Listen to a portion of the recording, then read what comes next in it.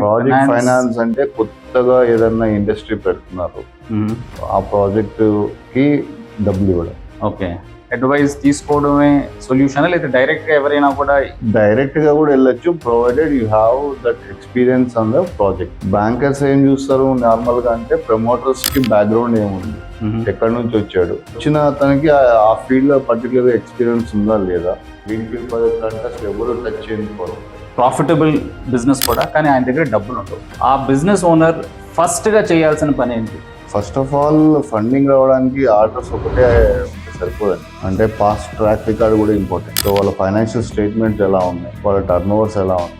అంటే ఇందులో chartered accountants roles కూడా ఉన్నాయా? రోల్స్ కూడా. మోస్ట్ ఆఫ్ ద కస్టమర్స్ ఏంటంటే ఇన్కమ్ ట్యాక్స్ పరిధిలోనే టాక్సేషన్ పరిధిలో నాకేదో ఒకటి ఇచ్చేసే అన్నట్టు ఉంటారు. 6 months బ్యాంక్ చుట్టూ తిరిగిన కస్టమర్స్ కూడా ఉన్నారు, వాళ్ళ క్లారిటీ లేదు, అట్లానే బ్యాంకర్ కూడా క్లారిటీ ఇవ్వట్లేదు. So very is the gap. Normal గా అట్లా ఉండదండి. నార్మల్ గా బ్యాంకర్స్ చెప్పేస్తారు.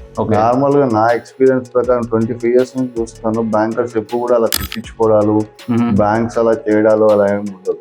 పేపర్ సపోర్ట్ చేయనప్పుడు ఆటోమేటిక్ గా తెల్దాం. Finance important, but at the same time business కూడా important. Business important, business important, finance కూడా ఇంపార్టెంట్. నువ్వు ఎట్లయితే స్పెండ్ చేస్తున్నావో అంత లెవెల్లో స్పెండ్ చేయకపోయినా at least you should spend some amount to the qualified people.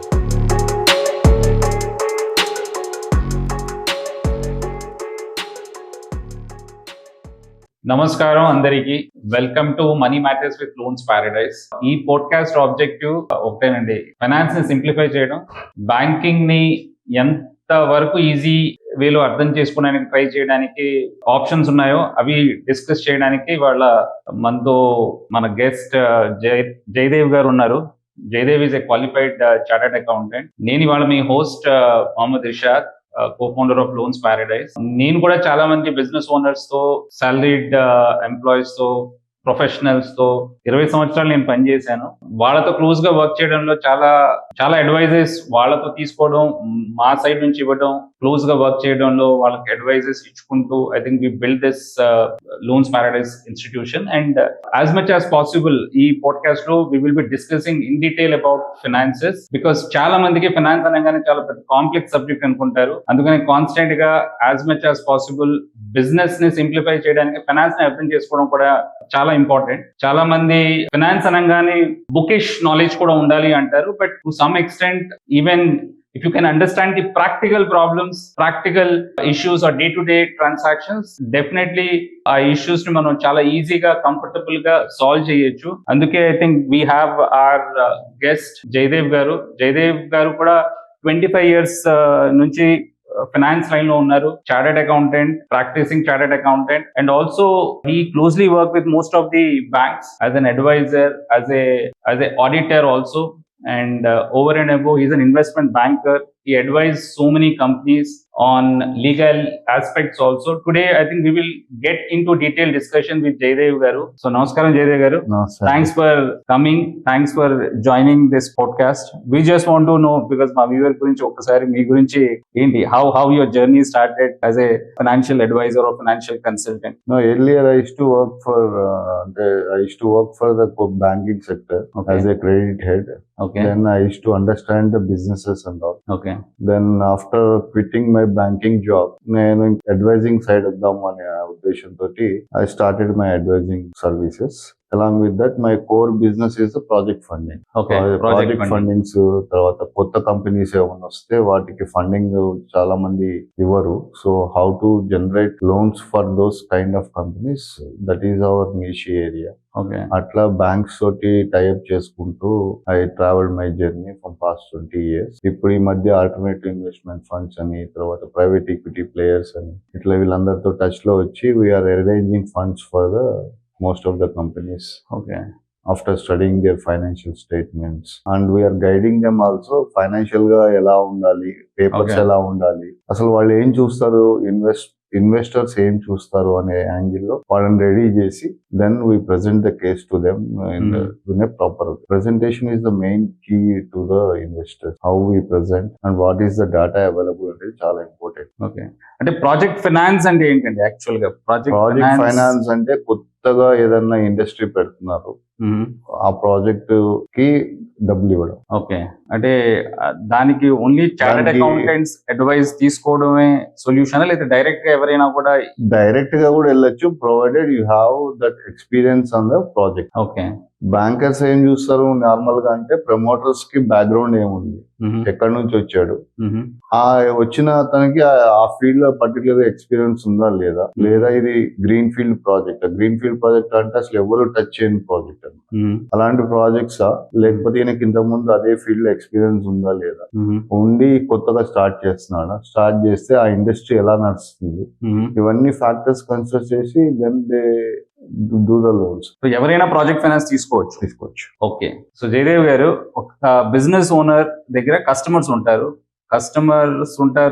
Business కూడా చాలా బాగా నడుస్తూ ఉంటది, ప్రాఫిటబుల్ బిజినెస్ కూడా, కానీ ఆయన దగ్గర డబ్బులు ఉండవు. ఆ బిజినెస్ ఓనర్ ఫస్ట్ గా చేయాల్సిన పని ఏంటి టు గెట్ ఫండింగ్?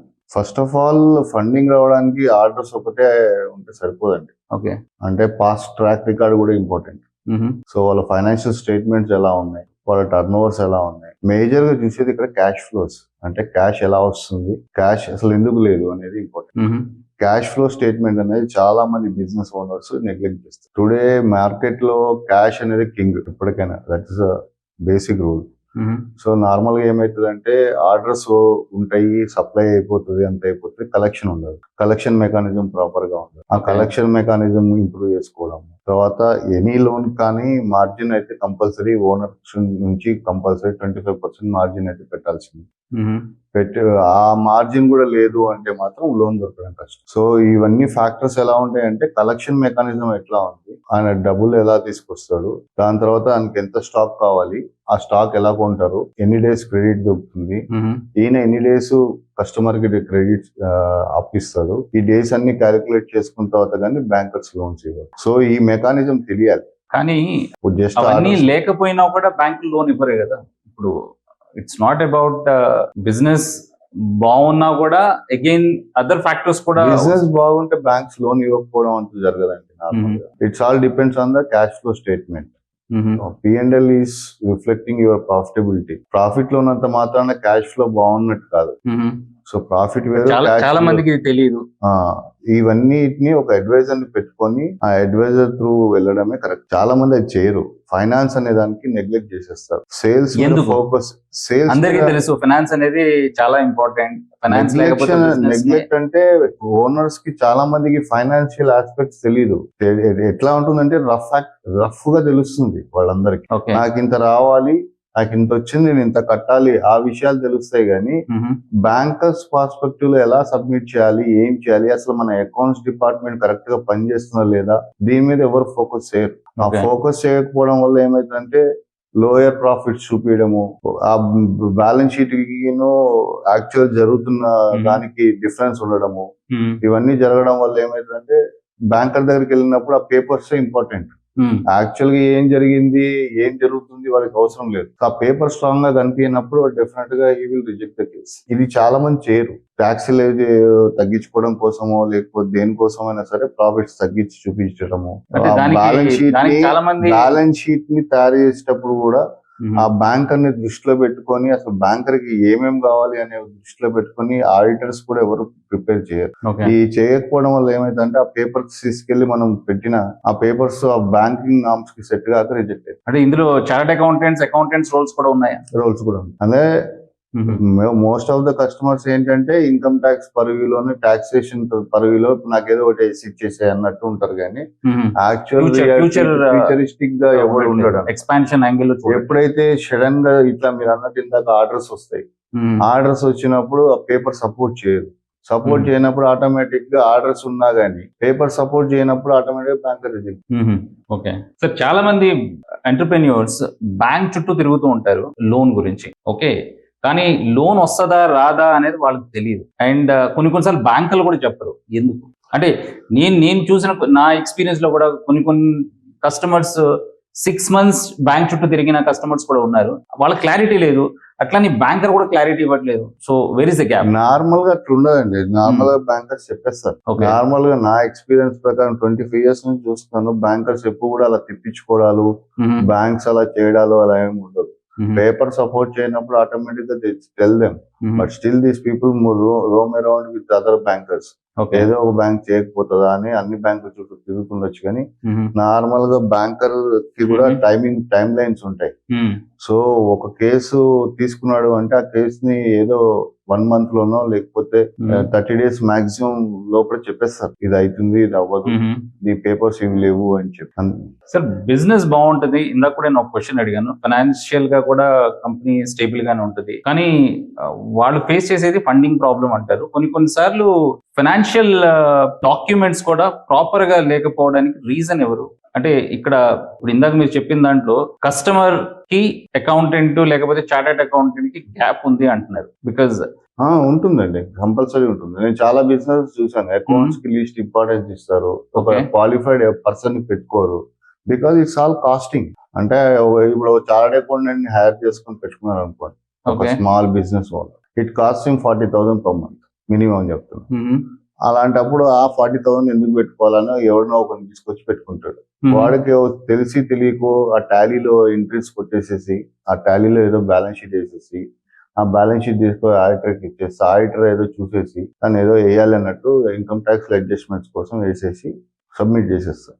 యాక్చువల్గా ఏంటి అంటే ఫైనాన్స్ ఎందుకు ఇంపార్టెంట్ అంటున్నానంటే, you should have some qualified person record your transactions also. అది చెయ్యరు చాలా మంది, అది చేయకపోవడం వల్ల ఇవన్నీ ప్రాబ్లమ్స్.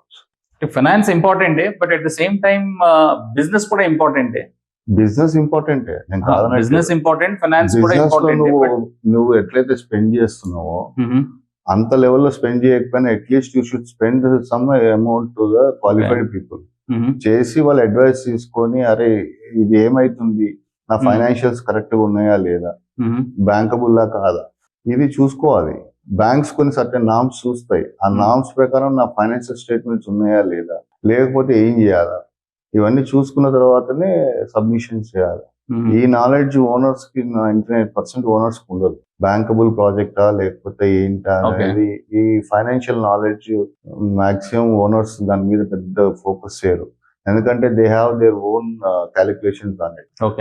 అందుకని ఎక్కువ ఇంపార్టెన్స్ ఇయ్యరు. వాళ్ళ దగ్గర ఇన్ఫర్మేషన్ ఎట్లుంటుందంటే, వాళ్ళకి మేజర్ థింగ్స్ ఏంటంటే నాకు కలెక్షన్ ఎంత వచ్చింది, నేను ఎంత పేమెంట్ చేయాలి, ఈ ఇన్ఫర్మేషన్ ఉంటే చాలు అనుకుంటారు, మిగతా అన్ని ఏం పట్టించుకోరు వాళ్ళు.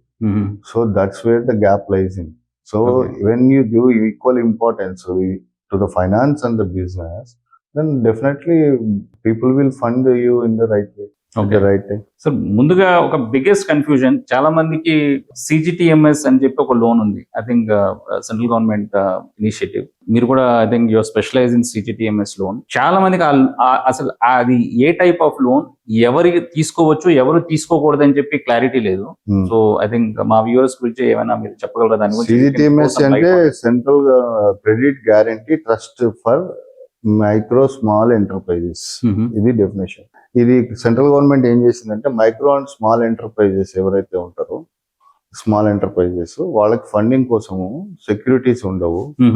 ఎవడో ఒక యంగ్ జనరేషన్ పర్సన్ ఉంటాడు, he has an idea, he wants to start a business. అలాంటి ఉన్న వ్యక్తికి సెక్యూరిటీ ఉండదు, ఏముండదు. సో అలాంటి వాళ్ళకి లోన్స్ దొరకడం కష్టం కాబట్టి they brought in this scheme. ఇది మేజర్ గా మ్యానుఫ్యాక్చరింగ్ సెగ్మెంట్, తర్వాత ట్రేడింగ్ సెగ్మెంట్, సర్వీసెస్ సెగ్మెంట్ ఉంది, కానీ పెద్ద సర్వీస్ సెగ్మెంట్స్ మాత్రమే చేస్తున్నారు. సో అందరూ కూడా డిమార్కేషన్స్ ఉన్నాయి, అందరికి ఇవ్వరు, డిమార్కేషన్స్ ఉంటాయి. ఆ CGTMS స్కీమ్ ఏం చేస్తుందంటే, 75% of the loan amount will be guaranteed by the government. 75% is guaranteed by the government. In case the customer defaults, the bank will get 75% after repayment of 18 months. 18 months repayment cheyali customer. ఒకవేళ 18 months of the default అయితే 75% of the loan amount government reimburse చేసేస్తుంది.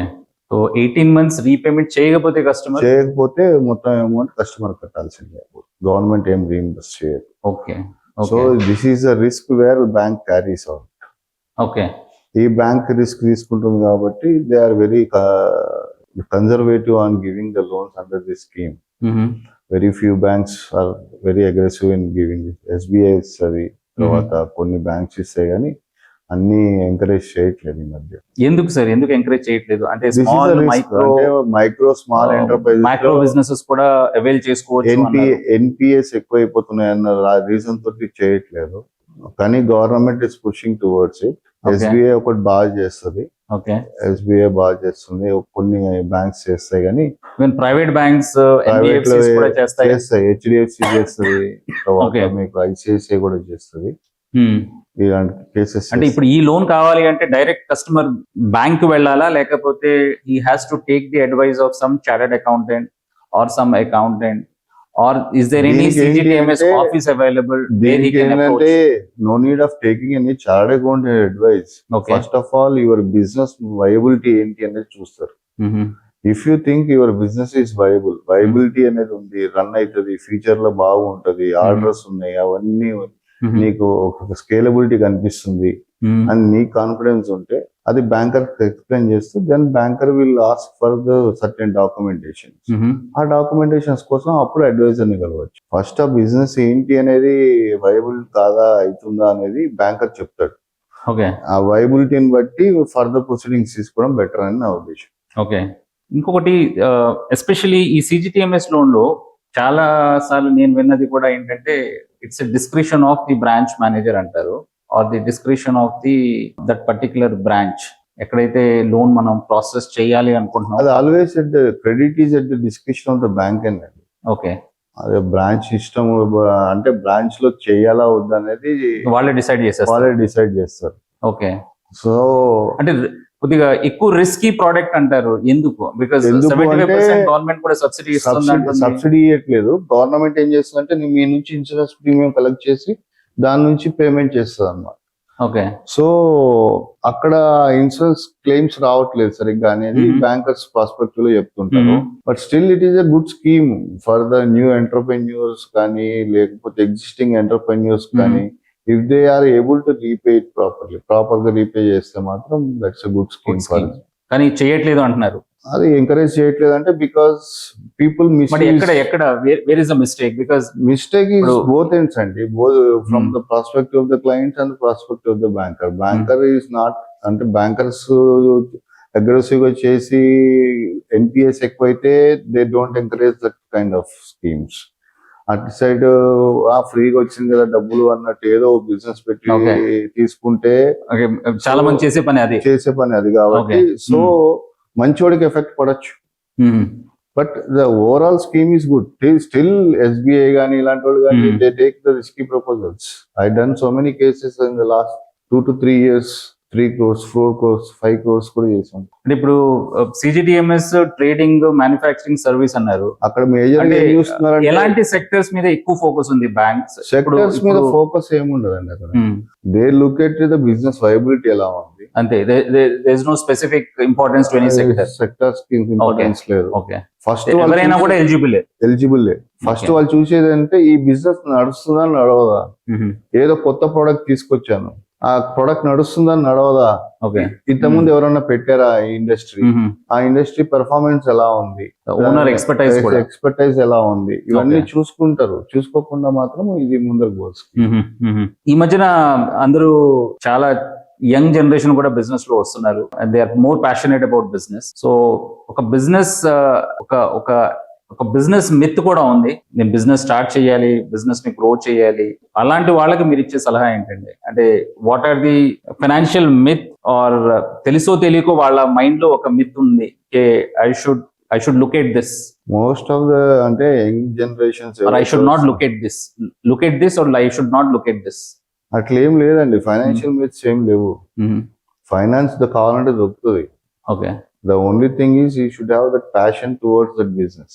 Okay. And how knowledgeable about the business. Knowledge లేకుండా business ఏదో start చేసేసాము, పక్కోడు ఎవడో start చేసాడు నేను కూడా స్టార్ట్ చేయాలి అలా కాదు. ఈ మధ్యన ఒక ఫ్యాషన్ కూడా అయిపోయింది. చాలా మంది ఫాస్ట్ గా క్విక్ గా డెసిషన్స్ తీసుకుంటున్నారు. ఫస్ట్ ఆఫ్ ఆల్ నువ్వు ఎంత డెలిజెన్స్ చేయట్లేదు. డేటా ఫస్ట్ నువ్వు మార్కెట్ రీసెర్చ్ ఏం చేసావు, ఏ ప్రోడక్ట్ ఇంట్రడ్యూస్ చేయాలనుకుంటున్నావు, నీ దగ్గర ఎంత ఫండ్స్ ఉన్నాయి, ఫండ్స్ ఎంత అరేంజ్ చేసుకోగలుగుతావు, అవన్నీ చాలా ఇంపార్టెంట్.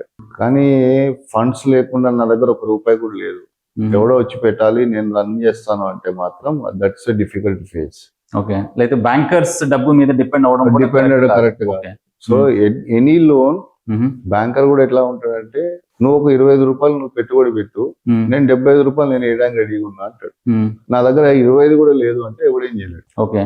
25 రూపాయలు ఎందుకు పెట్టమంటాడంటే నువ్వు నీకు ఇంట్రెస్ట్ క్రియేట్ అవుతుంది, నా డబ్బు కూడా దానిలో ఉంది అన్న ఒక ఇంట్రెస్ట్ క్రియేట్ అవుతుంది అని 25 రూపీస్ కూడా పెట్టు బాబు, నేను 75 రూపాయలు నేను ఇస్తాను అంటున్నాడు. ఇంట్రెస్ట్ క్రియేట్ చేయడానికి. ఇంట్రెస్ట్ క్రియేట్ చేయడం. ఓకే. కొంతమంది ఏమంటారంటే లేదు సార్ మనం ఇట్లా హైక్ చేద్దాము, అది చేద్దాం, ఇది చేద్దాం అని అడ్డదారులు ఆలోచించి మ్మ్. 100 రూపీస్ బ్యాంక్ నుంచి తీసుకొని ఏదో నడుపుదాం అనుకుంటే మాత్రం it's not at all viable. Okay. So once you have that 25%, suppose 100 రూపాయలు ఖర్చు అవుతుంది బిజినెస్ స్టార్ట్ చేయడానికి, నీ దగ్గర 25 రూపాయలు 30 రూపాయలు కూడా లేకుండా నువ్వు స్టార్ట్ చేద్దామంటే మాత్రం బయట It's a risky proposition.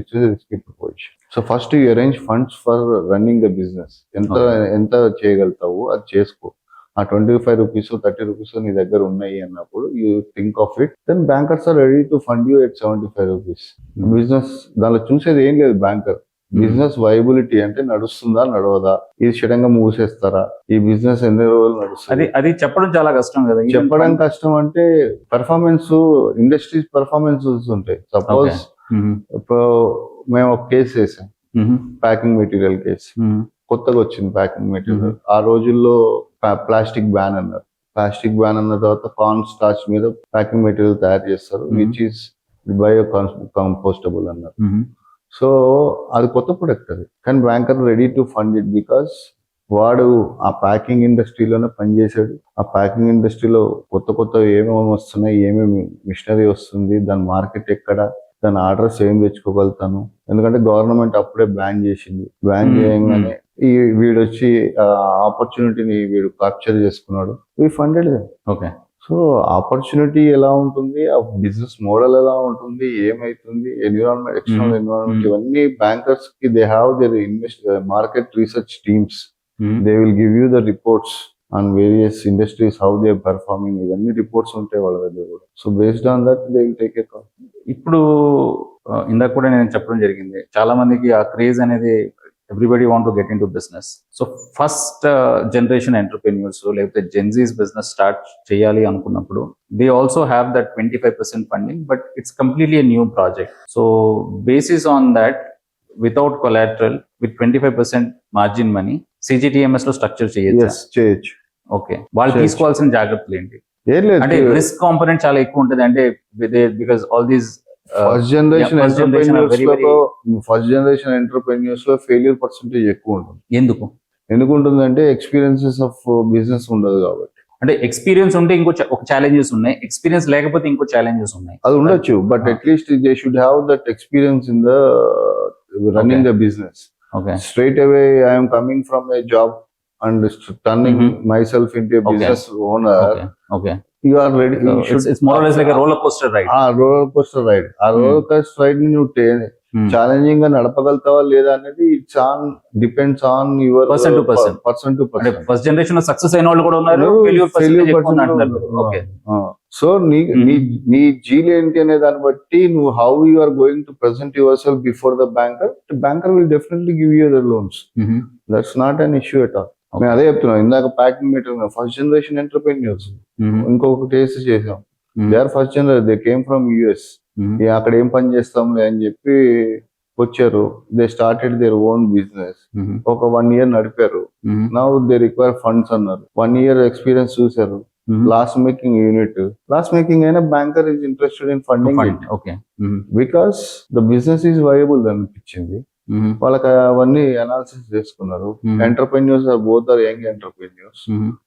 First year may be losses, second year it is turned into profit making company. Third year it is also profit making. Okay. So there is proper plan which was given to the bank to understand better. They funded them. Them. So this is how you should have a planning. Otherwise, if you don't have a planning, then there is no point in going to the banker and asking for the funding. CGTMS లో maximum loan ఎంత వరకు ఇవ్వచ్చండి? And ఇది small micro are medium enterprise అందరికీ కూడా అంతవరకు ఆ loan amount ఇచ్చేస్తారా, లేకపోతే అందులో కూడా ఏమైనా పారామీటర్స్ ఉన్నాయా? పారామీటర్స్ ఉంటాయండి, డెఫినెట్ గా పారామీటర్స్ ఉంటాయి. Okay. Banker government recently told అందరికి చెప్పింది ఏంటంటే 10 కోట్ల వరకు 10 crores loan amount loan Without collateral. Without Oh, loan great. Maximum 10 crores వరకు ఎంత మందికి తెలుసు సార్ ఇది? అందరికి తెలుసు, మాక్సిమం తెలుసు, కానీ అవైల్ చేసుకుంటున్నారా? అవైల్ చేస్తున్నారా అంటే అందరికి ఆ ప్రొసీజర్స్ తెలియదు. ఓకే, ప్రొసీజర్స్ అంటే బ్యాంకర్ ని అప్రోచ్ అయ్యి, బాబు ఈ స్కీమ్ ఉంది కదా, ఈ స్కీమ్ లో నాకు ఎలిజిబిలిటీ ఉందా లేదా చెప్పు అంటే వాడు చెప్తాడు. కానీ అది ఎవరు అడగరు ఫస్ట్ తెలంగాణ. ఓకే, అది ఇవ్వరు అన్న ఒక ఫీలింగ్ లోనే ఉన్నారు. Okay. ఎందుకంటే majority of the banks are not giving, very few banks are giving that schemes. Okay. ఈ స్కీమ్స్ అన్ని కూడా ఎక్కువ టాప్ మోస్ట్ నడుస్తుంది మహారాష్ట్ర, గుజరాత్, తమిళనాడు, కర్ణాటక నడుస్తుంది. ఎందుకు సార్ మన మన తెలంగాణ ఎందుకు అంటే అక్కడ ఎంటర్ప్రెన్యూర్ స్కిల్ సెట్స్ ఎక్కువ okay, compare to Telugu states. Okay. Entrepreneur skill sets ఎక్కువ okay, and their DNA is business DNA. Okay. Gujarat, Maharashtra ఇదంతా కూడా ఓకే. బిజినెస్ డిఎన్ఏ కాబట్టి they are availing the scheme. Banker support కూడా అలానే ఉంటుంది. అలాగే ఉంటుంది. ఓకే, మన దగ్గర ఏంటంటే మన దగ్గర డిఫాల్ట్స్ ఎక్కువ, మన దగ్గర ఎంటర్ప్రెన్యూర్ ఫైనాన్షియల్ లిటరసీ తక్కువ, ఎంటర్ప్రెన్యూర్ స్కిల్ సెట్ తక్కువ. ఓకే, అందుకనేసి మనోళ్ళు ఎంటర్ప్రెన్యూర్ గా కన్వర్ట్ అయినా కానీ ఆ circumstances are external environments failure percentage ఎక్కువ. ఓకే. అందుకోసమని here the states are very, banks are very conservative in Telugu states. Sir ఇంకో పాయింట్, ఇప్పుడు మన మైండ్ సెట్స్ లో కూడా ఎలా ఉందంటే, పేరెంట్స్ మైండ్ సెట్ లో ఎందుకురా నీకు బిజినెస్, నువ్వు ఏదో జాబ్ చేసుకొని ఐఐటి చదివి లేకపోతే డాక్టర్ చదువుకొని ఈ మైండ్ సెట్ ని ప్రమోట్ చేస్తారు. ప్రొఫెషనల్స్, సెల్ఫ్ ఎంప్లాయిడ్, బిజినెస్ చేయరా, బిజినెస్ చేసి ఒక 10 మందికి ఉద్యోగం ఇరా అనే మైండ్ సెట్ ఇప్పుడు ఈ మధ్యన వస్తుంది. ఈ మధ్య వస్తుంది కానీ మెజారిటీ స్టిల్ ఇప్పటికి కూడా ఐఐటి, జేఈ, డాక్టర్స్, అబ్రాడ్ వెళ్ళిపోవాలి, ఇక్కడ అంతే. ఇదే మైండ్ సెట్ తోటి మనోళ్ళు ఎక్కువ ఉంటారు. Okay, that's the basic difference. అక్కడ ఎక్కువ లోన్స్ ఎందుకు డిస్బర్స్ అవుతున్నాయి, మనకి ఎందుకు లోన్స్ తక్కువ డిస్బర్స్ అవుతున్నాయి అంటే that is only one reason. Okay, ఇక్కడ చేయరు అని కాదు, చేస్తారు. కానీ పర్సంటేజ్ ఆఫ్ కంపారిటివ్ గుజరాత్, మహారాష్ట్రతో కంపేర్ చేస్తే అక్కడ ఎకో సిస్టమ్ క్రియేట్ అయింది. ఇక్కడ ఎకో సిస్టమ్స్ క్రియేట్ కాలేదు కాబట్టి మనకి అది కనిపించదు. ఫెయిల్యూర్ పర్సెంటేజ్ ఎక్కువ కనిపిస్తుంది. If our ecosystem also creates like that, then success rate will be more. Sir ఇందాక మాటలో మీరు ఒక మాట అన్నారు, ఎంటర్ప్రెన్యూర్ స్కిల్ సెట్ అన్నారు. అంటే ఏంటి సార్ ఎంటర్ప్రెన్యూర్ స్కిల్ సెట్ అంటే? What are the skills required for entrepreneurs? అంటే బిజినెస్ లో ఒడుదుడుకు అనేవి కామన్ వస్తాయండి. ఓకే, దాన్ని మన వాళ్ళు ఈజీగా క్విట్ అయిపోతారు. తెలుగు భరించలేరు. Suppose there is a failure అనుకోండి, ఓకే, దాని నుంచి బయట ఎలా పడాలి అనే దానికి మన ఎకో సిస్టమ్ సపోర్ట్ చేయదు. ఓకే, సో ఆ ఫెయిల్యూర్ నుంచి బయటపడడం అనేది అది తీసుకోగలగాలి. ఆ ఫెయిల్యూర్ ని అడాప్ట్ చేసుకొని మళ్ళా how to recoup from it అనేది that's the entrepreneur skill set లో మేజర్ పార్ట్. అది ఇది మీకు వాళ్ళ దగ్గర బాగా కనిపిస్తుంది. మీరు ఇప్పుడు బేగం బజార్ వెళ్ళండి, ఈ మార్కెట్ అన్నిటి హోల్సేల్ మార్కెట్స్ కి వెళ్ళండి, దట్ దే చిన్నప్పటి నుంచి వాళ్ళని అదే రూట్ లో పెంచుతారు. అదే ఇదిగా వాడు ఒక లాస్ వచ్చినా ఒక ప్రాఫిట్ వచ్చినా వాడు he is able to digest those things and he will take it forward. Okay, కానీ అది మన దగ్గర అది ఆ ఎకో సిస్టమ్ లేదు. ఆ ఎకో సిస్టమ్ లేకపోవడం వల్లనే ఆ entrepreneur skill set, mind set మనకి డెవలప్ కాదు. మన గ్రోన్ అప్ కూడా అలాగే ఉంటుంది. పిల్లోడు ఏదైనా బిజినెస్ చేస్తాను, 10th ఫెయిల్ అయ్యాడు, వాడు బిజినెస్ చేస్తానంటే వాడిని పేరెంట్స్ ఎంకరేజ్ చేయరు అండి. అక్కడ అట్లా కాదు. 10th ఫెయిల్ అయ్యాడా, సరేరా నీకు ఏమి ఇష్టము, ఏమి ఇంట్రెస్ట్, నువ్వు ఏం చేయగలుగుతావు అంటే నేను పెయింటింగ్ చేయగలుగుతా. పెయింటింగ్ తోటి ఒక ఇండస్ట్రీనే పెట్టిస్తాడు, ఒక ఆర్ట్ గ్యాలరీ పెట్టిస్తాడు. So he's journey is safe there. So ఇట్లాంటివి మన వాళ్ళు కూడా చేయాలి. చేయకపోతే ఏమవుతుందంటే ఎంటర్ప్రెన్యూర్ మైండ్ సెట్ ఉండడం వేరు, ఆ ఎకో సిస్టమ్ కూడా సపోర్ట్ చేయడం వేరు, రెండు ఉండాలి. ఓకే, ఇప్పుడు నేను as a chartered accountant I started my practice. So people discourage me, ఎందుకు advisory, you have a comfortable job in bank లో జాబ్ చేయక అండ్ కంటిన్యూ చేయమని. అడ్వైజరీ సర్వీసెస్ లో ఫెయిల్యూర్స్ చూసాం మేము, బట్ వీ సస్టైన్ ఇట్. ఆ సస్టైనబిలిటీ చాలా మంది దగ్గర ఉండదు. అది that is the first thing which is required for an entrepreneur to start his business. Okay, definitely I think జనాల్లో కూడా అవేర్నెస్ అయితే వస్తుంది. అది స్లోగా స్టడీగా దట్ విల్ గెట్ ట్రాన్స్ఫార్మ్. అది చాలా ఇంపార్టెంట్. మీరు చెప్పిన పాయింట్ కూడా అవేర్నెస్ లేకపోతే ఆ నాలెడ్జ్ లేకపోతే డెఫినెట్లీ ఒక స్టేజ్ వరకు మీరు బిల్డ్ చేయగలరు. తర్వాత అక్కడ నుంచి మీరు బిల్డ్ చేయాలి అంటే then would be very very difficult task. So ఇంకో ఇంపార్టెంట్ పాయింట్, చాలా మంది బిజినెస్ ఓనర్స్ లోన్ కావాలి అంటారు. బ్యాంక్ డిఫరెంట్ క్రైటీరియాస్ ఉన్నాయని మీరు చెప్పారు ఇందాక. అంటే ఎలా డిసైడ్ అవుతుంది ఈయన ఒక 20 లక్షల లోన్ కి ఎలిజిబుల్, లేకపోతే ఈయన ఒక 50 lakhs ఎలిజిబుల్, లేకపోతే ఈయన ఒక 2 crores లోన్ కి ఎలిజిబుల్? డెఫినెట్లీ ఒక పారామీటర్ అనేది బ్యాంక్ సెట్ చేసి ఉంటుంది. ఇప్పుడు నేను కొత్తగా స్టార్ట్ చేస్తున్నప్పుడు ఒక ప్రాజెక్ట్ రిపోర్ట్ అనేది నేను తయారు చేస్తాను. ఆ ప్రాజెక్ట్ రిపోర్ట్ ని బేస్ చేసుకుని డిసైడ్ చేసేస్తా బ్యాంక్. లేకపోతే ఎగ్జిస్టింగ్ బిజినెస్ కి ఎనీవే ఫైనాన్షియల్స్ ఉంటాయి. కొత్తగా స్టార్ట్ చేసే బిజినెస్ లో ఎలా డిసైడ్ చేస్తుంది బ్యాంక్ ఎలా పర్టికులర్ ప్రాజెక్ట్ కి ఇంత ఫండింగ్ కావాలి? ఆ ప్రాజెక్ట్ అంటే ఇప్పుడు నేను చెప్తానండి, ఈ సంవత్సరం నాది ఒక 3 కోట్ల టర్న్ ఓవర్ అవుతుంది అని చెప్తాను. 3 కోట్ల మీద మ్యానుఫాక్చరింగ్ సెగ్మెంట్ అనుకోండి ఒక 25%. అది బెంచ్ మార్కింగ్. అది ఆర్బీఐ గైడ్ లైన్స్ ప్రకారం 75 lakhs 75 lakhs లోన్ వస్తుంది. ఓకే. అదే ట్రేడింగ్ ఫర్మ్ అనుకోండి 3 crores మీద 15% వస్తుంది. ఓకే. అంటే 45 lakhs. ఓకే. వీళ్ళ ఉద్దేశం ఏంటి అంటే ఆ 45 లక్షల్ని వేసి తీయడం వల్ల 3 కోట్లు అవుతుంది అని. ఓకే. నేను మీకు 45 లక్షలు ఇచ్చానంటే ఆ 45 లక్షల్లో మీరు 45 లక్షలు వాడారనుకోండి, ఓకే, మళ్ళీ మీకు 10 లక్షలు వచ్చింది. ఆ 10 లక్షలు మళ్ళీ ఈ 45 లక్షల్లో మైనస్ అయిపోతుంది. అంటే 35 లక్షలు ఇంకా మళ్ళీ మీరు వాడుకోవచ్చు, 10 లక్షలు మళ్ళీ వాడుకోవచ్చు. అట్లా రొటేషన్ల మీద వాడితే 3 కోట్ల టర్న్ ఓవర్ అవుతుంది. మీరు 3 కోట్ల టర్న్ ఓవర్ అవుతుంది, 45 లక్షలు ఇస్తాయని. ఈ 45 లక్షలలో 25% మార్జిన్ మీది, 75% వాడుది. ఓకే. అంటే ఇక్కడ మ్యానుఫ్యాక్చరింగ్ కి 25% అన్నారు, అదే ట్రేడింగ్ దగ్గరికి వచ్చేటప్పుడు 15% అన్నారు. మ్యానుఫ్యాక్చరింగ్ కి డిమార్కేషన్ ఎందుకు అంటే మ్యానుఫ్యాక్చరింగ్ లో మనం రా మెటీరియల్ ఎక్కువ ఉంటుంది. ఓకే. రా మెటీరియల్ తేవాలి, ట్రేడింగ్ లో స్టాక్ ఎక్కువ ఉంటుంది, స్టాక్ ఉంటుంది, రెడీమేడ్ ఉంటుంది. నేను ఒకటి దగ్గర కొంటాను, ఇంకోటి అమ్ముతా, ఆ హోల్డింగ్ ఉంటుంది. ఇక్కడ మ్యానుఫ్యాక్చరింగ్ కి ఎందుకు ఎక్కువ ఇస్తున్నారు అంటే మ్యానుఫ్యాక్చర్ రా మెటీరియల్ తెచ్చుకోవాలి, దాన్ని తయారు చేయాలి, ఫినిష్డ్ ప్రోడక్ట్ కింద కన్వర్ట్ చేసి దాన్ని మార్కెట్ లోకి అమ్మాలి. సో ఇక్కడ ఈ రా మెటీరియల్ కొనడానికి డబ్బులు కావాలి, ఈ ఫినిష్డ్ ప్రొడక్ట్ ని కన్వర్ట్ చేయడానికి డబ్బులు కావాలి. సో అందుకని వాడికి ఎక్కువ పర్సెంటేజ్, వీడికి ఏంటి రెడీమేడ్ గా దొరుకుతుంది కాబట్టి వీడికి 15%. ఓకే. ఇది బెంచ్ మార్కింగ్ చేశారు.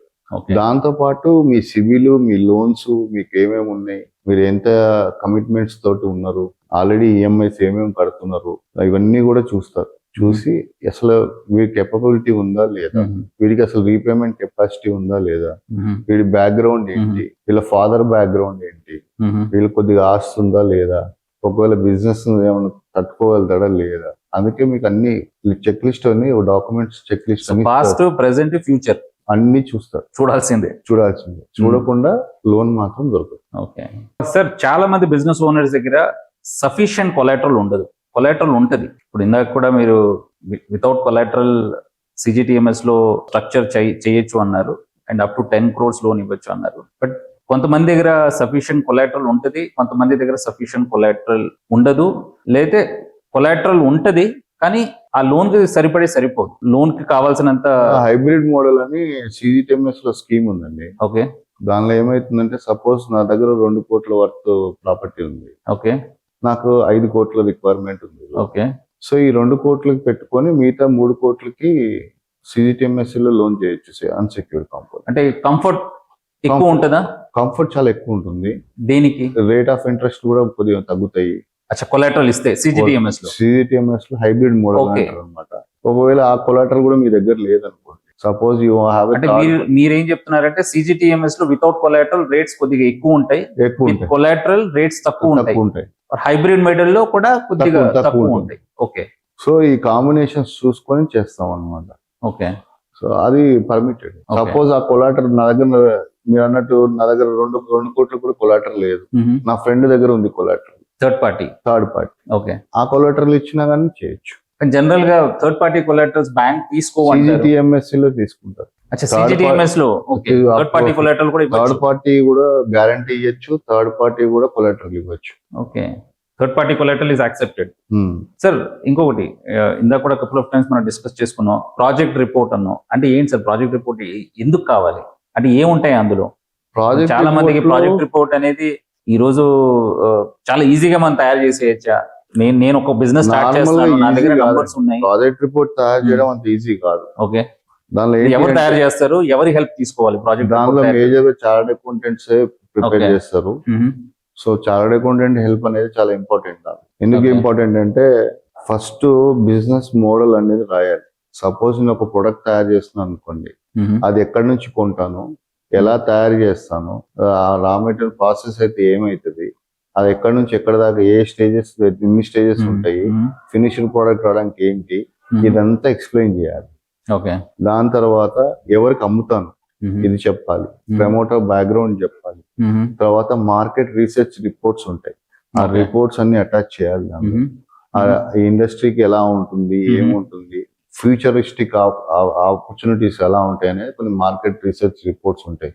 అవన్నీ యాడ్ చేసిన తర్వాత ఫైనాన్షియల్స్ ఏమేమి అవసరం ఉంటుంది, రా మెటీరియల్ కాస్ట్ ఎంత, మిషనరీ కాస్ట్ ఎంత, తర్వాత మీకు చాలా లెంతీ ప్రాసెస్. ప్రాసెస్ ఇవన్నీ వేసిన తర్వాత నెక్స్ట్ ఒక రోజు కూర్చోవాలేమో చార్టెడ్ అకౌంట్ తో కూర్చొని ప్రిపేర్ మొత్తం చేయాలి. అంతా మీరు ఎక్స్ప్లెయిన్ చేయాలి. Chartered accountant Okay. ఈ పాయింట్స్ అన్ని ఎక్స్ప్లెయిన్ చేయాలి. ఈ రిపోర్ట్ బేస్ చేసుకునే CGTMS లోన్ ఇస్తారా, లేకపోతే ఆ report is one of the basis. Okay, ప్రతి CGTMS లోన్ లో ప్రాజెక్ట్ రిపోర్ట్ అనేది ఉండాల్సింది. Okay, without project loan, project report project లేకుండా అసలు Okay. అవ్వదు. Okay, either it is a existing business are that is mandatory by the RBI. Okay, it has to be It has to be there with the Okay. banker. So to analyze how best is the industry, ఏంటి promoter background ఏంటి, financial గా correct గా projections ఇచ్చాడా లేదా, అసలు నిజంగా raw material cost అంతే ఉంటుందా, ఫినిష్డ్ ప్రొడక్ట్ అమ్మితే అంత వస్తుందా, ఆ సేల్స్ కస్టమర్స్ ఎవరు వీళ్ళకి, కొత్త కస్టమర్సా, పాత కస్టమర్సా, లేదా సప్లయర్స్ ఎవరు వీళ్ళకి, ఈ సప్లై చేసేవాళ్ళు జెన్యున్ సప్లయర్సా కాదా, రెగ్యులర్ సప్లయర్సా కాదా, ఇవన్నీ ఒక వెట్టింగ్ చేయకుండా బ్యాంకర్ లోన్ ఇవ్వదు. అందుకే మీకు లోన్ ఎప్పుడు కూడా నేషనలైజ్ బ్యాంక్స్ కానీ CGTMSE లోన్స్ కానీ కొత్త ప్రాజెక్ట్స్ వస్తే why they take much of the time for 30 days 40 days అంటే ఈ అనాలిసిస్ అన్ని చేసుకున్న తర్వాతనే మీకు ప్రాపర్ శాంక్షన్ ఈ వస్తుంది. రోజుల్లో ఇప్పుడు కస్టమర్ ఆయన లిమిటేషన్స్ ఆయనకు ఉంటాయి, కస్టమర్ లిమిటేషన్స్ ఆయనకు ఉంటాయి.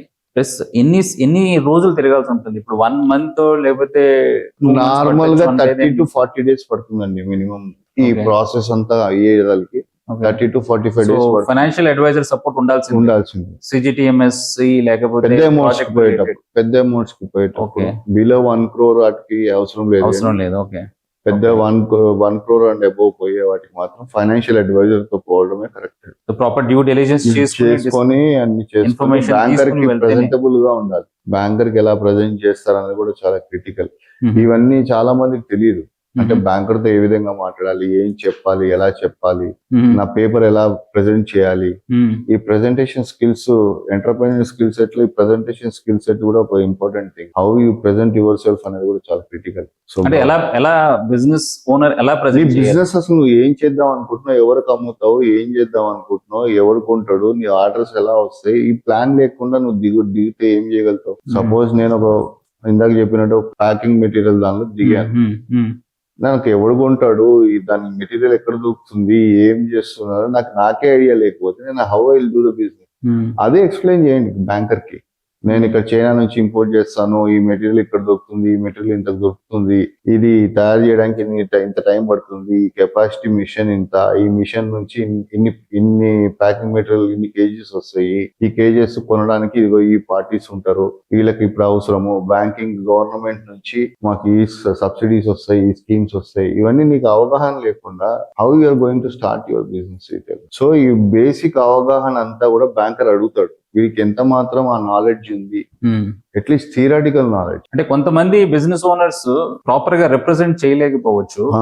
అందుకోసమే అంటున్నా, అందుకోసమే Okay. పెద్ద లోన్స్ కొంతమంది బిజినెస్ చేస్తారు, కాన్ఫిడెన్స్ ఉంటుంది కానీ రిప్రజెంటేషన్ చేయలేకపోవచ్చు. అందుకోసమనే అలాంటప్పుడు గో విత్ ద అడ్వైజర్ అంటే he will he handle. will represent on behalf of you how to do, what to do, how to present the case before the banker అనేది advisor ఇస్తారు. Okay sir, కొన్ని businesses చూసాను నేను, business turn over బాగుంటది కానీ GST లో లేకపోతే banking లో కనపడదు. ఓకే, కానీ చాలా కాన్ఫిడెంట్ గా బిజినెస్ ఓనర్ చెప్తూ ఉంటారు, my business is doing pretty well. లేకపోతే టుడే ఇప్పుడున్న బ్యాంకింగ్ సిస్టమ్ లో because of the digitalised things నేను అంటే ఇది outside ఎంత వరకు అంటే అది సక్సెస్ కాదండి. Okay banker only believes on top. Okay, అంటే డాక్యుమెంటేషన్ లేని కూడా కొన్ని ఇప్పుడు బిజినెసెస్ కొన్ని క్యాష్ లో ఇప్పుడు కూడా లేదు, businesses ఇప్పుడు ఆ చేస్తూ ఉంటాయి. సిస్టమే లేదు ఇప్పుడు. ఎందుకంటే ఇప్పుడు Okay. సిజిటిఎంఎస్ కూడా ఆన్లైన్ లో వచ్చేస్తుంది. ఓకే. సో మిమ్మల్ని ఎవరికి ఇట్లాగా డాక్యుమెంటేషన్ ఏం అడగట్లేదు. మీ యూజర్ ఐడి పాస్వర్డ్ తీసుకుంటున్నారు, సిస్టమ్ మీకు పికప్ చేస్తుంది. మీ జిఎస్టీ టర్న్ ఓవర్ ఎంత, మీ ఇన్కమ్ ట్యాక్స్ మీరు ఎంత టర్న్ ఓవర్ డిక్లేర్ చేశారు, మీ బ్యాంక్ స్టేట్మెంట్స్ మీ యూజర్ ఐడి పాస్వర్డ్ అంటే తీసుకుంటే మీరు చూపించే టర్న్ ఓవర్ మీ జిఎస్టీ లో మీ బ్యాంకింగ్ లో కనపడాలి. కనపడాలి, మీ ఓన్లీ మీ ఇన్కమ్ ట్యాక్స్ రిటర్న్స్ లో కనపడితే సరిపోదు. సరిపోదు. బ్యాంక్ లో కూడా కనిపించాలి, ఓకే. బ్యాంక్ లో కూడా రిసీట్స్ కనిపించాలి. ఓన్లీ జిఎస్టీ ఇన్కమ్ ట్యాక్స్ కనిపిస్తే సరిపోదు, ఓకే. బ్యాంక్ లో కూడా కనిపించాలి అది. ఓకే, అంటే చాలా మంది చేసే పెద్ద తప్పు కూడా ట్యాక్స్ సేవ్ చేయాలి అని చెప్పి తెలుసో తెలియకో టర్న్ ఓవర్స్ తగ్గించడమో లేకపోతే దాన్ని ఏం Profit. చేయలేము. ఇంకా అది ఏదైతే పేపర్ మీద ఉందో అదే టర్న్ ఓవర్స్. ఓకే. నేను 50% ఆఫ్ ద బుక్స్ చేస్తానండి, 50% మాత్రమే జిఎస్టీ లో చూపిస్తాను, ఇవన్నీ బ్యాంకర్స్ కన్సిడర్ చేయరు. ఓకే. ఎస్పెషల్లీ ఇన్ సిజిటిఎంఎస్ కాదు, Okay. ఎనీ లోన్స్ లో ప్రైవేట్ సెగ్మెంట్స్ ఏమైనా చేస్తారేమో, they may be having products. కానీ ఇంకా నేషనలైజ్ బ్యాంక్స్ కానీ ఈ సిజిటిఎంఎస్ స్కీమ్ లో మాత్రం what paper says that only speaks. Beyond paper ఏదైనా ఉంది Okay. అంటే దాన్ని ఎవరు బ్యాంకర్ కూడా కన్సిడర్ చేయరు. ఏదైనా కూడా you have to document. Okay, అంటే మీరు చాలా మంది బిజినెస్ ఓనర్స్ తో రెగ్యులర్ గా డే ఇన్ డే అవుట్ మీద ఇంటరాక్ట్ అవుతూ ఉంటారు. మీకు తెలిసిన ఒక ఇంపార్టెంట్ ఫైనాన్షియల్ రిపోర్ట్ ఏదైతే ఉందో ప్రతి బిజినెస్ ఓనర్ ప్రతి నెల కాన్స్టెంట్ గా మానిటర్ చేయాల్సింది ఏముంటుంది? అంటే ఈ రోజు చాలా మంది చేసే పెద్ద తప్పు ఏంటంటే తెలుసో తెలియకో they are more dependent on accountants, more dependent on chartered accountants. They don't understand what is happening on the financial reports. First thing చూడాల్సింది అంటే ప్రతి నెల వాళ్ళు కాన్స్టెంట్ గా మానిటర్ చేయాల్సింది బ్యాలెన్స్ షీట్ ఐటమ్ అండి. ఓకే. బ్యాలెన్స్ షీట్ ని చూసుకోవడము, తర్వాత క్యాష్ ఫ్లో స్టేట్మెంట్స్ చూసుకోవడం. ఇది చాలా మంది క్యాష్ ఫ్లో స్టేట్మెంట్స్ అసలు ఎవరు ప్రిపేర్ చేయరు, చూడరు. నా కలెక్షన్ అంటే ఎలా తయారు చేస్తారు? అది ఎవరు తయారు చేస్తారు? ఆయన తయారు చేసుకోవాలా? అకౌంటెంట్ తయారు చేసి ఏమన్నా క్యాష్ ఫ్లో స్టేట్మెంట్స్ లో దానిలో Okay. సింపుల్ ఏముండదు. నాకు ఎక్కడ నుంచి కలెక్షన్ ఎంత వచ్చింది, నా దగ్గర already cash opening balance cash ఎంత ఉంది, ఈ మంత్ కలెక్షన్ ఎంత వచ్చింది, ఎవరెవరికి ఏమేమి పేమెంట్స్ పోయినాయి, క్యాష్ మిగులుతుందా లేకపోతే ఎక్సెస్ ఉంటుందా, ఈఎంఐలు ఎన్ని కడుతున్నాను, ఇవన్నీ దానిలో స్టేట్మెంట్లు వస్తాయి. ఆ సరిపోకపోతే నేను మళ్ళీ కొత్త బారోయింగ్స్ తీసుకొచ్చానా, ఇది జరుగుతుంది కంపల్సరీగా. సో అది సరిపోకపోతే మళ్ళీ బారోయింగ్స్ తీసుకొచ్చానా, కలెక్షన్ సరిపోతుందా లేదు. ఓన్లీ కలెక్షన్ వర్సెస్ పేమెంట్స్ చూడమని చెప్పండి, అర్థమైపోతుంది నా బిజినెస్ ఏమైతుంది ఏం అవట్లేదు తెలుస్తుంది. బ్యాలెన్స్ షీట్ లో కూడా అదే కనిపిస్తుంది. డెటార్స్ అంటాం, మనకు రావాల్సిన డబ్బులు ఎంత, స్టాక్ ఎంత ఉంది, మనం పేమెంట్ చేయాల్సింది ఎంత, ఈ రేషియో కరెక్ట్ గా ఉందా లేదా, అది 1.33 ఉండాలి, ఉందా లేదా. లోన్స్ మనం కడుతుంటాం, ఆ లోన్స్ కి మనకు వచ్చిన ప్రాఫిట్ సరిపోయిందా సరిపోవట్లేదా, అంటే మనకు రావాల్సింది తక్కువ ఉండాలి, మనకు రావాల్సింది కరెక్ట్ గా ఉందా లేదా. ఈ పారామీటర్స్ కరెక్ట్ గా చూసుకోగలిగితే everything will go in line with the banking norms. ఇది ఎవ్వరు చేయరు. వాడి లెక్కలేదో వాడికి ఉంటాయి, వీళ్ళ లెక్కలేదో వీళ్ళు వేసుకుంటారు. సో ఇద్దరికి కోఆర్డినేషన్ ఉండదు. ఫైనాన్స్ డిపార్ట్మెంట్ ఉంది అంటే ఉంది అని అంటే ఉంటుంది. Even I see so many companies which are about 50-100 crores also runs in the same place. ఉంది అంటే ఉంది accounts department, but that should not be the scenario. So daily reports ఇస్తూ ఉండాలి, కాన్స్టెంట్ గా రిపోర్ట్స్ అడుగుతూ ఉండాలి. అదొకటి. సేల్స్ మీద ఎక్కువ రిపోర్ట్స్ వస్తాయి, సేల్స్ మీద వస్తాయి కానీ ఫైనాన్స్ రిలేటెడ్ రిపోర్ట్స్ రావు. అడిగినా గానీ అకౌంటెంట్ ఇచ్చే పరిస్థితిలో, ఎందుకంటే వానికి ఆ సిస్టమ్, ఆ మెకానిజము, ఆ డాష్ బోర్డ్ మెకానిజం ఇవన్నీ వాడికి year. They feel that investing in a software is waste of energy and time అనుకుంటారు, కానీ that gives you more things అనుకుంటారు. ఆ ఇంటిగ్రేషన్ అక్కడ ఉండదు. నేను చాలా కంపెనీస్ లో చూసాను. That's where I integrate softwares also. If you see my profiles, I integrate softwares also. So అన్ని అడ్వైజింగ్ చేస్తుంటాం. So based on my experience, promoter కూడా తప్పు ఉంది, ప్రమోటర్ ది తప్పు ఉంటుంది. At the same time accountant కూడా నాకు ఏమీ సపోర్ట్ ఉండదు కదా అన్న టైప్ లో వాడేదో ఎంట్రీస్, వాడికి వచ్చిన నాలెడ్జ్ ఇంప్రూవ్మెంట్ వాడు చేసుకోడు, వాడు వచ్చిన ఎంట్రీస్ వాడు కొట్టేస్తుంటాడు. మొత్తానికి ఏదో జరిగింది అనేసి ఇన్కమ్ ట్యాక్స్ ఏది ఇవ్వాలనో అది ఇచ్చేస్తారు. అకౌంట్స్, యాక్చువల్ అకౌంట్స్ ప్రమోటర్ దగ్గర ఉంటాయి, అది not in a professional manner. అది ఏదో రఫ్ కాగితాలు ఉంటాయి. మన మార్వాడీస్ దగ్గర రెడ్ బుక్ అంటారు. రెడ్ బుక్ రెడ్ బుక్ లో మార్వాడీస్ ఎట్లయితే రాసుకుంటారో అట్లా వీళ్ళు కూడా రాసుకుంటారు, కానీ that is not authenticated as a document for the bankers. Okay. So that is the difference. So people should understand, and as an entrepreneur, you should give importance both for the finance as well as for the business. Then only you will go to the next levels. Definitely sir. And ఇంకొకటి, ఈ మధ్యన credit చాలా ఈజీగా available అయిపోయింది కొన్ని businesses కి, లేకపోతే కొన్ని మార్కెట్స్ కి. ఇందాక కూడా మీరు చెప్పడం జరిగింది, ఇప్పుడు గుజరాత్ కానీ, మహారాష్ట్ర కానీ, లేకపోతే Tamil Nadu, these are I think flourishing markets. Ecosystem బాగుంది అంటున్నారు. ఈవెన్ తెలంగాణలో కూడా, ఐ థింక్ ఆంధ్రాలో కూడా, I think we have seen couple of cases where తెలుసో తెలియకో చాలా మంది మల్టిపుల్ బ్యాంక్స్ లో లోన్ తీసుకుంటున్నారు, లేకపోతే అవసరం లేకుండా కూడా లోన్స్ కి వెళ్ళిపోతున్నారు. అంటే what would be the replications or how this will really backfire? Future లో ఫండ్స్ దొరకాలంటే చాలా కష్టమైతుంది. Okay. The more loans you have, okay, it shows that loans ఎక్కువ ఉన్న కొద్దీ మీకు ఏమనిపిస్తుంది అంటే కొన్నిసార్లు నేను బిజినెస్ యాక్చువల్ రన్ అవ్వట్లేదు, ఇవి మొత్తం లోన్స్ మీద నడుపుతున్నాడు అన్న ఒక ఫీలింగ్ తోటి ఉంటుంది. ఇప్పుడు సపోజ్ నేను ఒక 10 ఫైనాన్షియల్ ఇన్స్టిట్యూషన్ దగ్గర ఒక 10 కోట్లు లోన్ తీసుకున్నాను అనుకోండి. నాకు సడన్గా ఒక 100 కోట్ల ఆర్డర్ వచ్చింది, నాకు ఒక 60 కోట్లు 70 కోట్లు కావాల్సి వచ్చింది. అప్పుడు పోయినప్పుడు ఏమంటాడంటే, నువ్వు ఇన్ని లోన్స్ తీసుకున్నావు కదా, నెలకి ఇంత ఈఎంఐలు కడుతున్నావు కదా, నీ ప్రాఫిటబిలిటీ ఎంత అంటాడు. ప్రాఫిటబిలిటీ చూసినప్పుడు ఈ ఈఎంఐస్ కి ఆ ప్రాఫిటబిలిటీకి అసలు ఉన్న ఈఎంఐలు కట్టడానికి వాళ్ళకి ఇబ్బంది అవుతా ఉంటుంది. సో నా 100 కోట్ల లోన్ కి నీకు 70 కోట్లు ఇవ్వాలంటే నువ్వు ఆ 70 కోట్లకి ఇంకో 70 లక్షలు ఈఎంఐ వస్తే నువ్వు ఎట్లా కడతావు అని అడుగుతాడు. అక్కడ లోన్ రాదు. సో నీకు అవసరం ఉంటేనే ఆ అవసరాన్ని బట్టే లోన్స్ తీసుకోవాలి. కానీ ఇప్పుడు చాలా మంది ఏం చేస్తారంటే, ఏదో ఇన్వెస్ట్మెంట్ చేస్తే అక్కడ ఏదో ప్రాఫిట్ వస్తుంది, ఓ ల్యాండ్ కొంటే ఇన్వెస్ట్మెంట్ చేస్తే ప్రాఫిట్ వస్తుంది, డైవర్సిఫికేషన్ చేస్తే మాత్రం you will be landing in somewhere else. అక్కడే మేజర్ ప్రాబ్లమ్స్ అంతా వచ్చేది అక్కడే. అది ఒక్కసారి బిజినెస్ చర్నింగ్ అంతా ఇది చేసేస్తుంది. One simple decision is enough to spoil the entire business. So ఇచ్చిన డబ్బుల్ని బిజినెస్ లోనే ఇన్వెస్ట్ చేయడం అనేది వైజ్ థింగ్ అన్నమాట. That's what the eco system is. అంటే ఏ పర్పస్ కి అయితే మీరు లోన్ తీసుకున్నారో ఆ పర్పస్ కి యూజ్ చేయాలి. డైవర్సిఫై చేయాలి. అంటే లోన్ తీసుకుని ప్రాపర్టీ కొనడం, లేకపోతే లోన్ తీసుకుని ఇంకేదో పర్సనల్ దానికి రిక్వైర్మెంట్స్ ని మేనేజ్ చేయడం అనేది రాంగ్. సింపుల్ లాజిక్ చెప్తానండి. వర్కింగ్ క్యాపిటల్ అని నేను డైలీ నీడ్స్ కోసం బ్యాంకర్ దగ్గరికి వెళ్ళి ఒక 10 కోట్లు లోన్ తీసుకున్నాను. దానిలో నుంచి ఒక 5 కోట్లు తీసేసి ఓ ప్రాపర్టీ కొనేసి. Property investment is nothing but a long term investment. ఈ వర్కింగ్ క్యాపిటల్ అనేది 1 year కే ఇస్తుంది బ్యాంక్, షార్ట్ టర్మ్ కి ఇస్తుంది. ఎప్పుడైతే ఈ 5 కోట్లు తీసుకుపోయి అక్కడ పెట్టానో, ఈ 5 కోట్లు పూడ్చాలి అంటే నా కలెక్షన్ పెరగాలి. ఆ కలెక్షన్ పెరగదు, ఆ కలెక్షన్ అంతే ఉంటుంది. సో ఈ 5 కోట్లు వాడిన దాన్ని నేను పూడ్చలేకపోతాను, ఇంట్రెస్ట్ కడుతూ ఉండాలి, దానికి ఇంట్రెస్ట్ కడుతూ ఉండాలి. సో నా లిమిట్ ఎంతకు వచ్చింది? 10 కోట్లు ఉన్న లిమిట్ 5 కోట్లకు వచ్చింది. ఈ 5 కోట్లు నేను మేనేజ్ చేయలేను. ఎందుకు? ఈ 5 కోట్లు ఆల్రెడీ బ్లాక్ అయిపోయింది, ఇంత రెవెన్యూ జనరేట్ అవ్వట్లేదు. ఆ 10 crores అనేది అగైన్స్ మై బిజినెస్ ఇచ్చారు. ఓకే. కానీ నువ్వు ఆ బిజినెస్ కోసం వాడకుండా నువ్వు ఏం చేసావు? ఉన్నాయి కదా డబ్బులు అని చెప్పి ఒక 5 కోట్లు తీసి వాడేసావు, ప్రాపర్టీ కొనేసావు. ఆ ప్రాపర్టీ అమ్మితే డబ్బులు రావట్లేదు. ఇప్పుడు ఈ 5 కోట్ల మీద ఇంట్రెస్ట్ కట్టుకుంటానో నీకు సరిపోవట్లేదు. ఈ 5 కోట్లు బ్యాలెన్స్ 5 కోట్లు సరిపోవు. మళ్ళీ లోన్కి వెళ్తారు. లోన్కి వెళ్ళినప్పుడు మళ్ళీ లోన్ వస్తుంది. వచ్చినప్పుడు ఈ 5 కోట్లు అట్లే ఉంటుంది. ఈ 5 కోట్లు వచ్చిన దాన్ని మళ్ళీ ఈ పేమెంట్స్ అడ్జస్ట్ చేసుకుంటా పోతుంటావు. ఈ డెఫిసిట్ ఉంది కదా, ఈ డెఫిసిట్ ని అడ్జస్ట్ చేసుకుంటా పోతా ఉంటావు. కానీ ఎప్పటికీ 5 కోట్లు అనేది తీరదు. So that's where your entire cycle has been disrupted.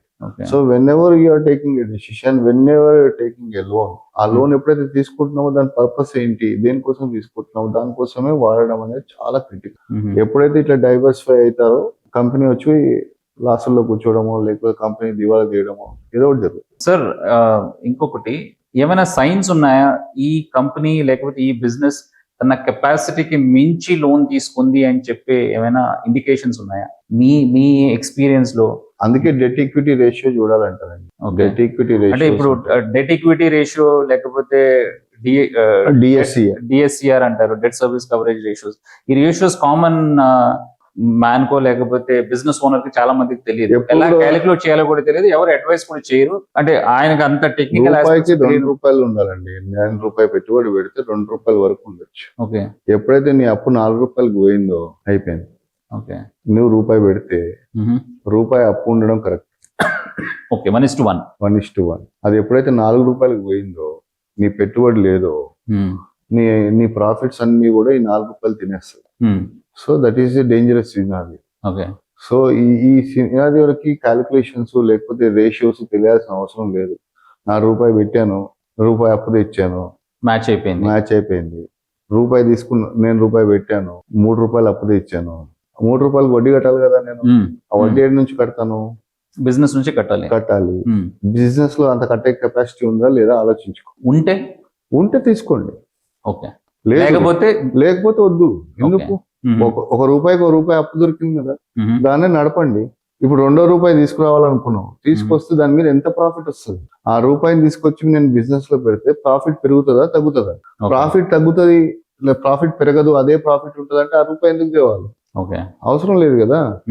Ultimate గా నేను రీపేమెంట్ అయితే చేయాలి, డబ్బులు అయితే కట్టాలి. ఈ కట్టడానికి నా దగ్గర డబ్బులు రూపాయి కట్టడానికి సరిపోతున్నాయి. ఈ ₹2 కట్టడానికి డబ్బులు లేవు, ఎందుకు అది తీసుకోవాలా? ఇంకా ఎమర్జెన్సీగా తీసుకుంటే ఎట్లా రీపే చేయాలనేది ఆలోచించాలి. ఇప్పుడు అవన్నీ పక్కకు పెట్టేసి దీన్ని కట్టడానికి దీన్ని కట్టడానికి ఓవర్ ఆస్పిరేషన్ అయిపోయేదానికి ఏమైతుందంటే మేజర్ గా ఏం లేదండి. రియల్ ఎస్టేట్ భూమి వచ్చింది అంటే ఆ డబ్బులు తీసుకుని రియల్ ఎస్టేట్ లో పెట్టడం, ఇక్కడ 10 కోట్లు వస్తుంది అనుకొని పెట్టడము, ఆ డబ్బులు మునిగిపోవడము, అది అమ్మలేకపోవడము. అందుకే అంటారు షార్ట్ టర్మ్ ఫండ్స్ ఎప్పుడు కూడా షార్ట్ టర్మ్ అసెట్స్ లోనే పెట్టాలి. లాంగ్ టర్మ్ ఫండ్స్ ఏదైతే సంవత్సరాలు తీసుకుంటాం కదా, 7 సంవత్సరాలకు 8 సంవత్సరాలకు లోన్ రిపేమెంట్, అవి మాత్రమే లాంగ్ టర్మ్ ప్రాపర్టీస్ దేనికో పెట్టాలి. ఎప్పుడైతే ఈ షార్ట్ టర్మ్ ను తీసుకుపోయి దూరం ఉన్న లాంగ్ టర్మ్ దానిలో పెడతామో అప్పుడు డెఫినెట్ గా బిజినెస్ స్పాయిల్ అయిపోతుంది, ఇంబ్యాలెన్స్ అయిపోతుంది. అందుకోసం ఇవన్నిటిని చెప్పేవాడు ఉండేవాడిని. ఒక రూపాయి ఎక్కువైనా సరే ఒక మంచి అడ్వైజర్ ని సెలెక్ట్ చేసుకొని పెట్టుకోవడం అనేది చాలా క్రిటికల్ ఇక్కడ బిజినెస్ రన్ చేసి. అంటే నేను కూడా చాలా సార్లు చెప్తూ ఉంటానండి, అంటే మన హెల్త్ కి ఏమైనా ప్రాబ్లం వస్తే I think will approach the doctor. Business లో కూడా ఒక ఫైనాన్షియల్ డాక్టర్స్ ఆల్వేస్ ఉండాలి. ఇట్ మ్యాటర్స్ అండి, కంపల్సరీగా అది ఉండాలి. ఇప్పుడు ఆపరేషన్ అయింది, క్యాన్సర్ ఉంది, you go to cancer specialist, right? అట్లాగనే you hire a specialist in that field. వాడు జాబ్ ఏముండదు, వాడు బ్యాంక్ ప్రెజెంట్ చేస్తాడు, బ్యాంక్ ఎలా ప్రెజెంట్ అవుతుంది, ఎలా తయారైతుంది, ఫైనాన్షియల్స్ ఇవే చూస్తుంటాడు. But he will also advise you how to run the business also. ఒక అడ్వైజర్ అనేది కంపల్సరీ ప్రతి బిజినెస్ మ్యాన్ కి ఉండాలి. సార్ ఇంకొక ఇంపార్టెంట్ క్వశ్చన్ అండి, రీపేమెంట్ స్ట్రెస్ అనేది స్టార్ట్ అవుతుంది చాలా మందికి, తెలుసో తెలియకో they will get in to soup. ఇందాక మనం డిస్కస్ చేసినప్పుడు షార్ట్ టర్మ్ ఫండ్స్ తీసుకెళ్లి లాంగ్ టర్మ్ ఇన్వెస్ట్మెంట్స్ చేసేస్తున్నారు. సో ఎక్కడో వన్ పాయింట్ ఆఫ్ టైం వాళ్ళకి రీపేమెంట్ స్ట్రెస్ అనేది స్టార్ట్ అవుతుంది. అది స్టార్ట్ అయ్యింది లేకపోతే అది ఎండ్ రిజల్ట్ ఏంటంటే అది ఎన్పిఏ అవ్వడం లేకపోతే డిఫాల్ట్ అవ్వడం, వార్నింగ్ సైన్స్ ఏంటి? ఏ టైంలో మనం వార్నింగ్ సైన్స్ అంటే మీకు ఈ క్యాష్ ఫ్లో స్టేట్మెంట్స్ చేస్తే మీకు వార్నింగ్ సైన్ ఎవ్రీ మంత్ తెలిసిపోద్ది. క్యాష్ ఫ్లో స్టేట్మెంట్ ఎప్పుడైతే వస్తుందో మీకు అది ఏంగానే మీకు తెలిసిపోతుంది, మీ దగ్గర క్యాష్ ఉందా, బయట నుంచి ఇస్తున్నారా, ఏం చేయాలా, ఎంత పేమెంట్స్ ఉన్నాయి, యాక్చువల్ పేమెంట్స్ ఎంత ఉన్నాయి, నీ కలెక్షన్ ఎంత వేసుకుంటే తెలిసిపోద్ది ఆటోమేటిక్. అది అవుతుందా అవ్వట్లేదా అంటే అది కూడా మానిటర్ చేయకుండా చాలా మంది వాళ్ళ పర్సనల్ ఎవరు వేయరండి క్యాష్ ఫ్లో స్టేట్మెంట్స్ వరకు ఎవరిని చూడలేదా? ఓకే, నా 20 years ఆఫ్ కెరియర్ లో ఓకే ఎవరు మంత్లీ బడ్జెట్స్ వేసుకోవడము లేకపోతే క్యాష్ ఫ్లో స్టేట్మెంట్స్ ప్రిపేర్ చేయడము ఇది ఎప్పుడు చూడలేదు. అంటే కొన్ని కమ్యూనిటీస్ లో ఇది జరుగుతుంది అని విన్నాను, డైలీ కూడా జరుగుతాయని విన్నాను. డైలీ కూడా జరుగుతాయి. మై ఇतना పేమెంట్ करना है, అదే అంటున్నాను నేను. मैं इतना पेमेंट करना है, मेरे को इतना कलेक्शन आता है, ये गैप कहां से लेके आना, ఇది అనాలిసిస్ చేస్తే మీకు తెలిసిపోతుంది. ఇది చిన్నపాటి బిజినెసెస్ కి చిన్నపాటికైనా పెద్ద బిజినెస్ కూడా సేమ్ అండి. Structure is same. Okay. How much collections I am getting, how much I am paying, ఈ మిస్ మ్యాచ్ ఎక్కడ వస్తుంది, కాంటింజెంట్ లైబిలిటీస్ అనుకోని ఖర్చులు ఉంటాయి కొన్ని, ఆ కాంటింజెంట్ లైబిలిటీస్ కూడా ప్రొవిజనింగ్ చేసుకుంటా.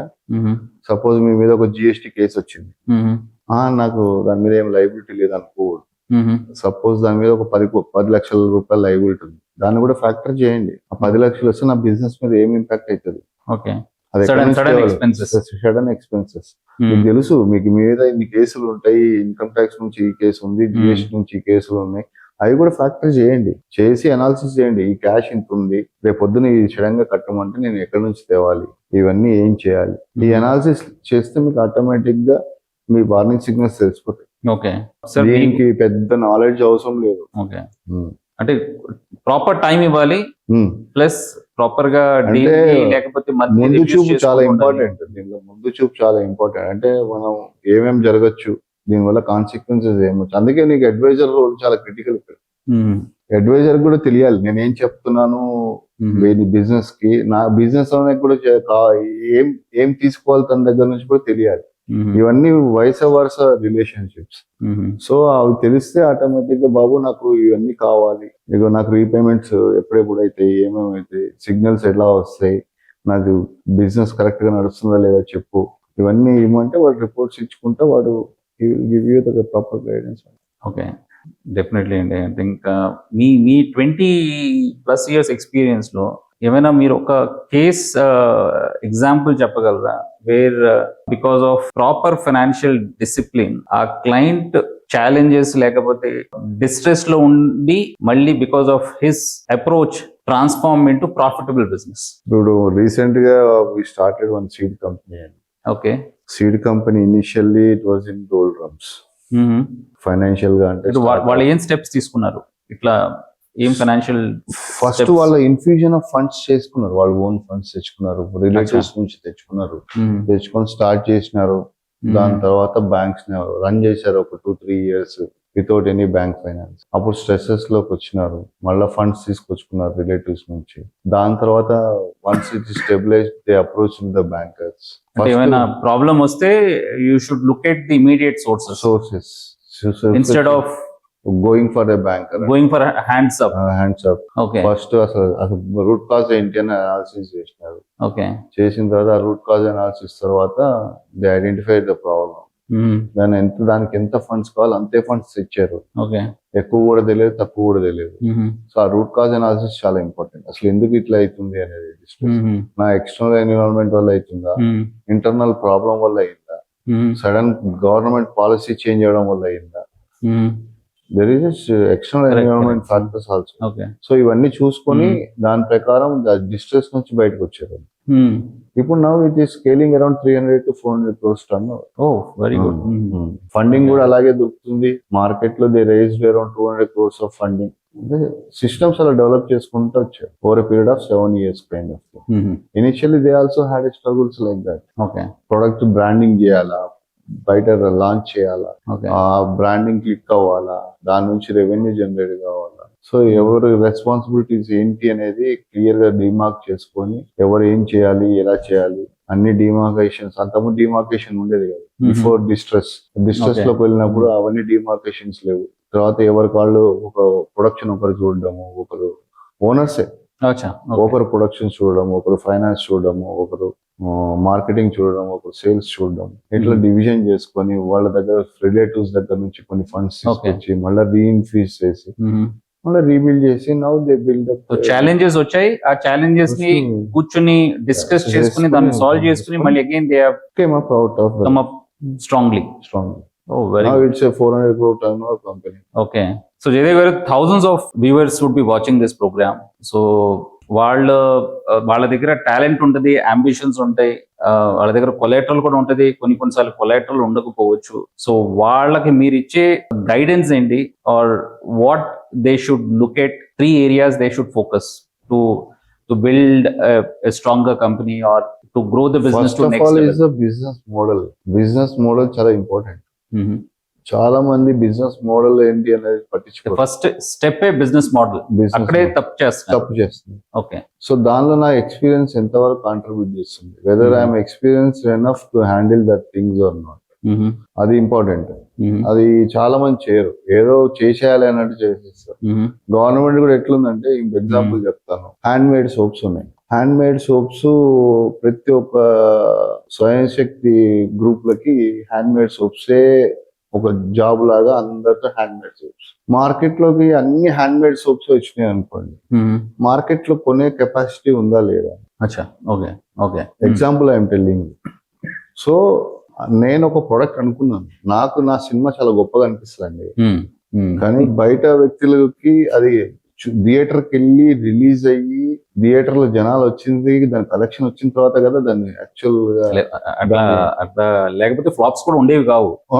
సో ఫ్లాప్స్ ఉన్నాయంటే డెఫినెట్లీ ఆ సినిమా తీసేటప్పుడు అసలు ఈ సినిమా స్టోరీ బాగుందా లేదా, లేమ్యాన్ లాంగ్వేజ్ లో చెప్పండి, సినిమా స్టోరీ బాగుందా లేదా, ఇది ఎంతవరకు ఏ ఆడియన్స్ కి రీచ్ అవుతుంది, అసలు నేను ఏ ఆడియన్స్ ని టార్గెట్ చేస్తున్నాను, ఆ ఆడియన్స్ కి ఒక బయింగ్ కెపాసిటీ ఏంటి, వాడు మల్టీప్లెక్స్ వచ్చి చూస్తాడా, సింగిల్ థియేటర్ వచ్చి చూస్తాడా. సో ఈ అనాలిసిస్ అంతా చేసుకున్న తర్వాత మార్కెట్ లో తిరిగాక ఈ బిజినెస్ మోడల్ ఇంత రీసెర్చ్ చేశాను, ఇంత వర్కౌట్ చేశాను, సో వీళ్ళందరినీ కలిశాను, సో ఇది ఈజ్ వయబుల్ అనుకున్న తర్వాత నీ ఫండ్స్ ఎంత వరకు నువ్వు ఇన్ఫ్యూజ్ చేయగలుగుతావు. సపోజ్ 100 రూపీస్ నువ్వు అవుతుంది అనుకుంటే ఖర్చు, నీ ఫండ్స్ నువ్వు ఎంత ఇన్వెస్ట్ పెట్టగలుగుతావు, బ్యాంకర్ ని ఏ విధంగా కన్విన్స్ చేయగలుగుతావు, బ్యాంకర్ ఎంత పెట్టాలి.